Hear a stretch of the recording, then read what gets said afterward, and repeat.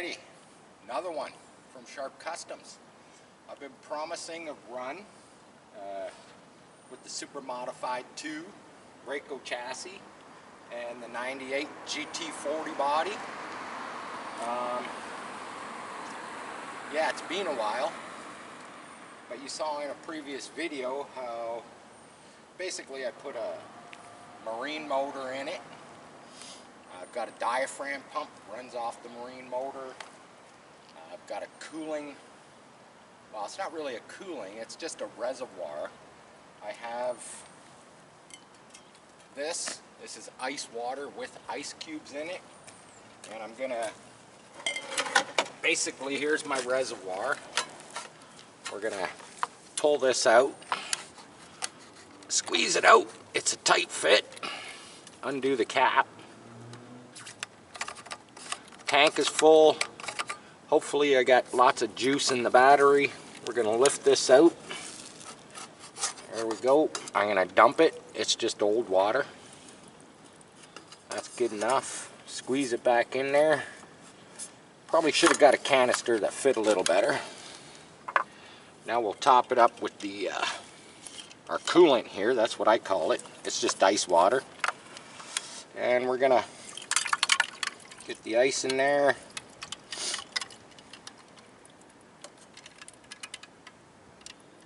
There we go.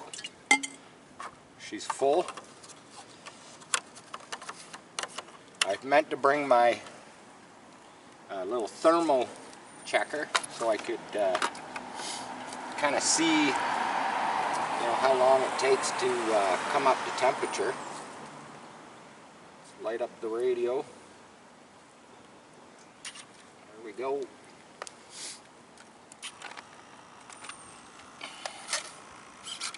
Throttle's good. Steering will be okay. Put this aside. Pretty confident it will start. Gonna put the body on. It's always a little tricky.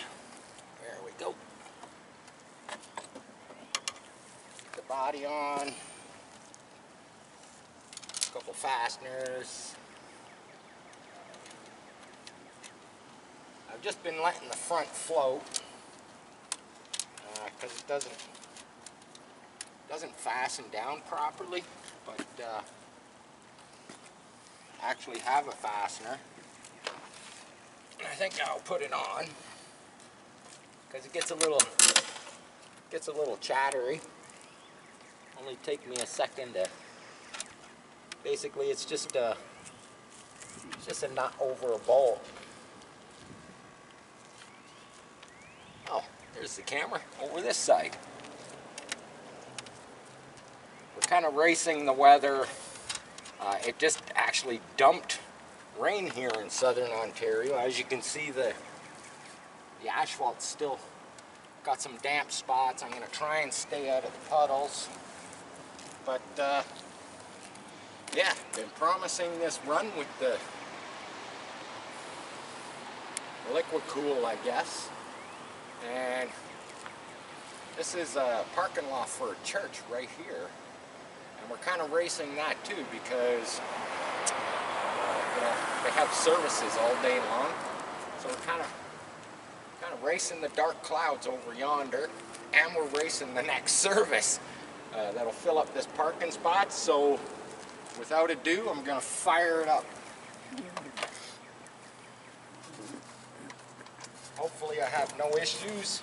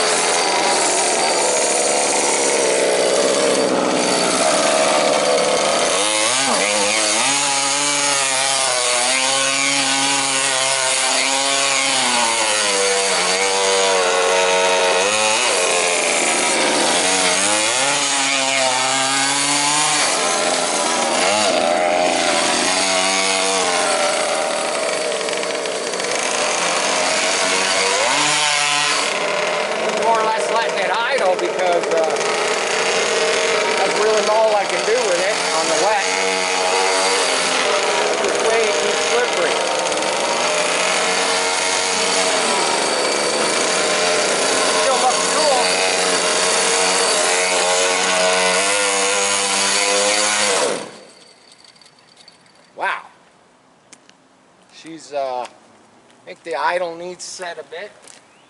But yeah, as you can see, it's a little wet. I notice it's a lot more snappier with that motor. Hoping the pump is pumping. The head, or the jug, the cooling jug, feels still feels pretty good, to tell you the truth. Let's see if we can fire it up. Don't know why it stalled.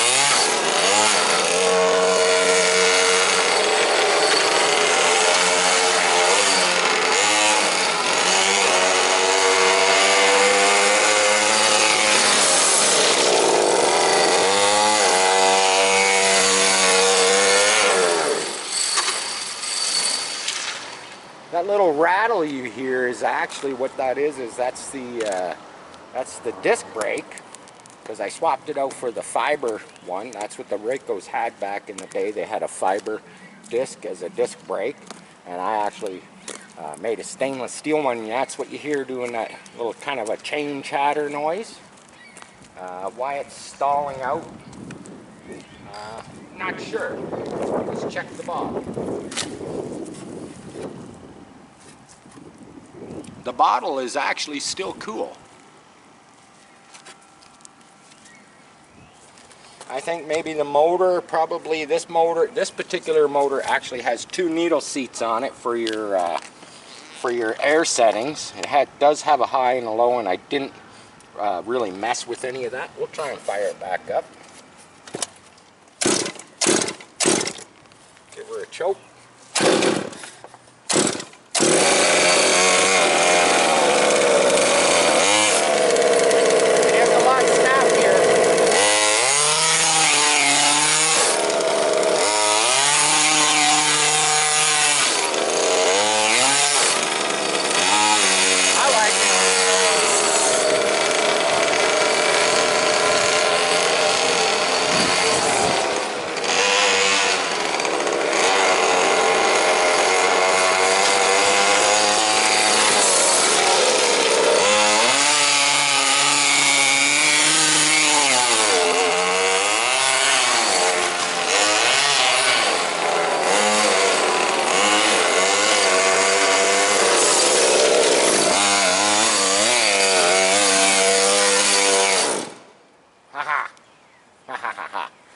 You know, we're going to fire it up again. We're going to check the bottle, see what the temperature is like. Bottle's still good. It's starting to get a little warm. Even the cooling jacket on the motor is still good. It's warm.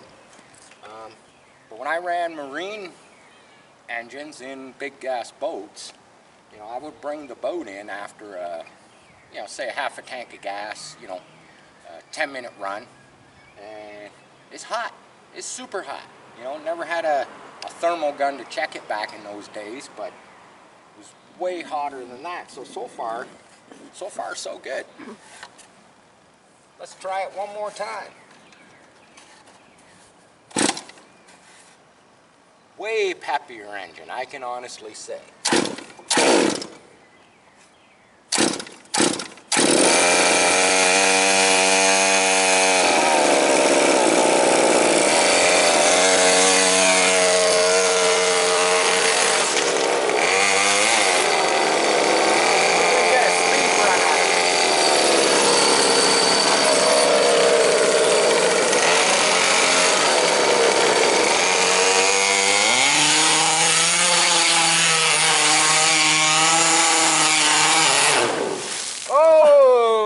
That's probably just about gonna do it. I was trying to avoid that puddle. The car got a wash.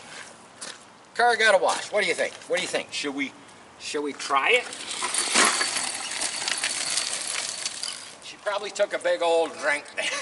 I was trying desperately to avoid that puddle. you know I'm gonna try and fire it up again. I mean, a little bit of water never hurts these motors.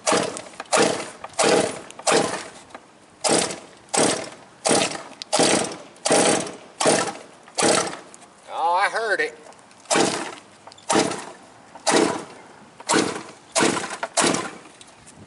I heard it try. It might have just a little too much in it.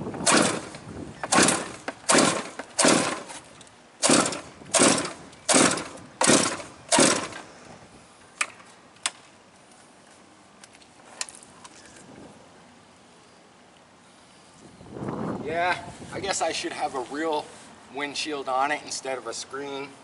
You know, maybe an air filter, maybe a snorkel on the carburetor facing backwards so I can actually, you know, blast it through a puddle like that. I'm not done yet. I got a couple more pulls in me.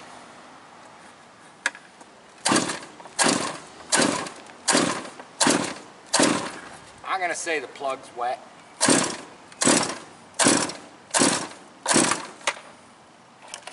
Well, there you have it.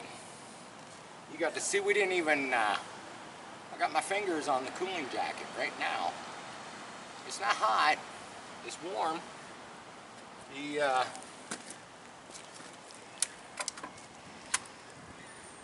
The reservoir tank in there, it's not even, I mean, it's warm. I can kind of feel it, it's kind of warm. Obviously there's probably no ice left in it, but yeah, I think it works great. If I can get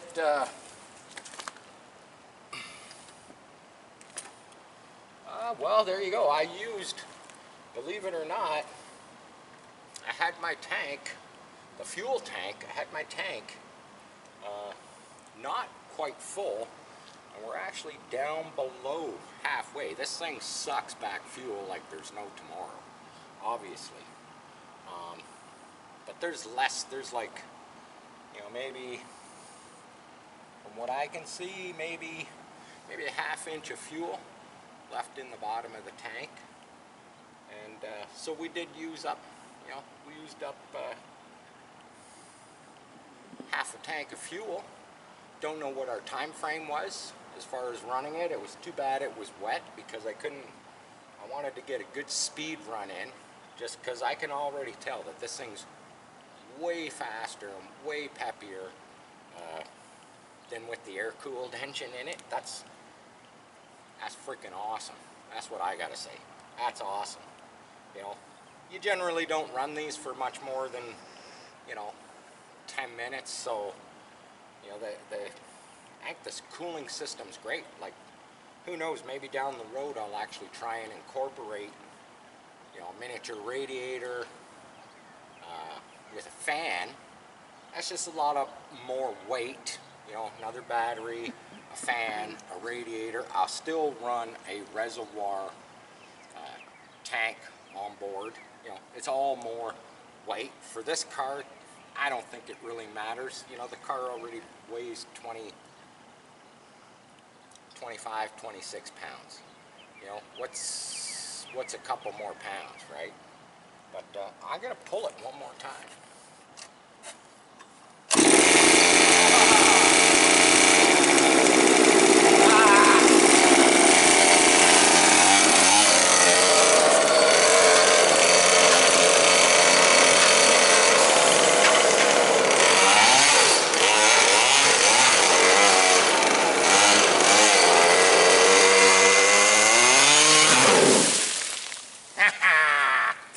You knew I was gonna do it.